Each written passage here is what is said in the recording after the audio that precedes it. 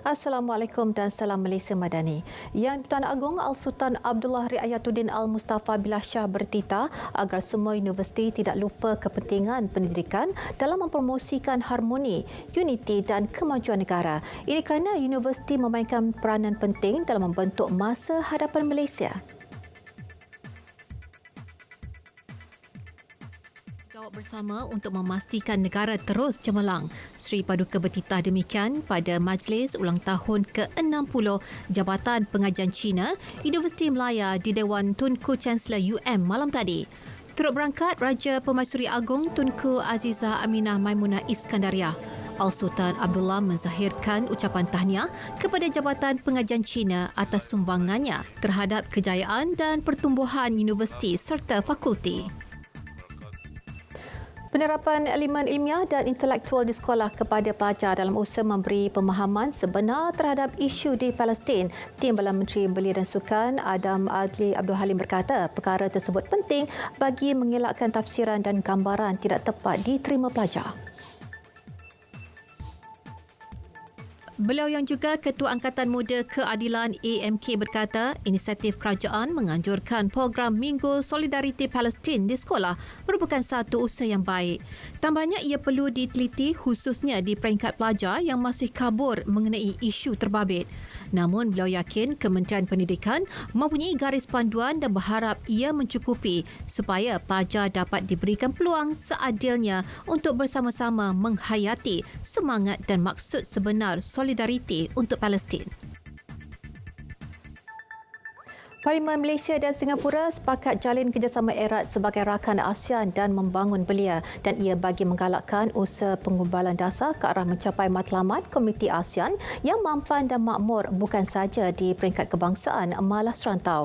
Kesepakatan itu dicapai menerusi pertemuan yang di-Pertua Dewan Rakyat Tan Sri Johari Abdul bersama rakan sejawatannya dari Singapura Tuan Yang Terutama Seah Kian Peng dan ia berlangsung di Parlimen Singapura baru-baru ini. Kedua speaker turut bertukar-tukar pandangan mengenai pelbagai isu dua hala dan serantau yang jadi kepentingan bersama dan ini termasuk keterjaminan makanan, kecerdasan buatan dan tenaga pulih baharu. 25 projek pembangunan di Santubong yang diumum Tan Sri Dr. Wan Junaidi Tuanku Jaafar semasa menjadi ahli parlimen kawasan itu diteruskan Kerajaan Persekutuan dan jumlah keseluruhannya mencecah 12.5 juta ringgit. Menurut Tan Sri Dr. Wan Junaidi, 19 daripada 25 projek itu terletak bawah unit penyelarasan pelaksanaan Jabatan Perdana Menteri. Baki 6 projek lagi bawah Kementerian Kemajuan Desa dan Wilayah. Cadangan pelaksanaan projek berkenaan dirancang dengan teliti bagi memenuhi keperluan masyarakat setempat. Beliau yakin penggantinya iaitu Ahli Parlimen Santubong sekarang Datuk Seri Nancy Shukri akan terus memantau pelaksanaan kesemua projek berkenaan. Keperluan itu bagi memastikan ia siap mengikut jadual. Tekun Nasional harus meningkatkan kecekapan dan keberkesanan operasinya. Menteri Pembangunan Usahawan dan Koperasi Datuk Iwan Benedict memaklumkan ini termasuk menggunakan dana secara berhemat dan telus. Panduan tadbir urus syarikat yang baik termasuk Malaysia Code of Corporate Governance boleh dijadikan panduan.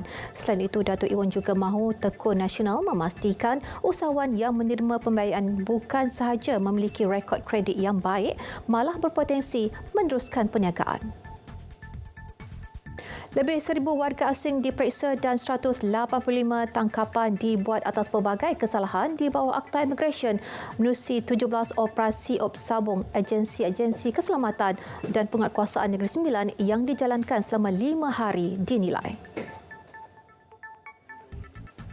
Dalam operasi tersebut, 254 premis diperiksa dan 5 premis disita, manakala sejumlah 398 kompaun dikeluarkan atas pelbagai kesalahan dan 600 botol dan tin bia, berserta 51 paket rokok pelbagai jenama seludup selain 10 paket syabu dan 14 paket heroin turut dirampas dalam operasi itu.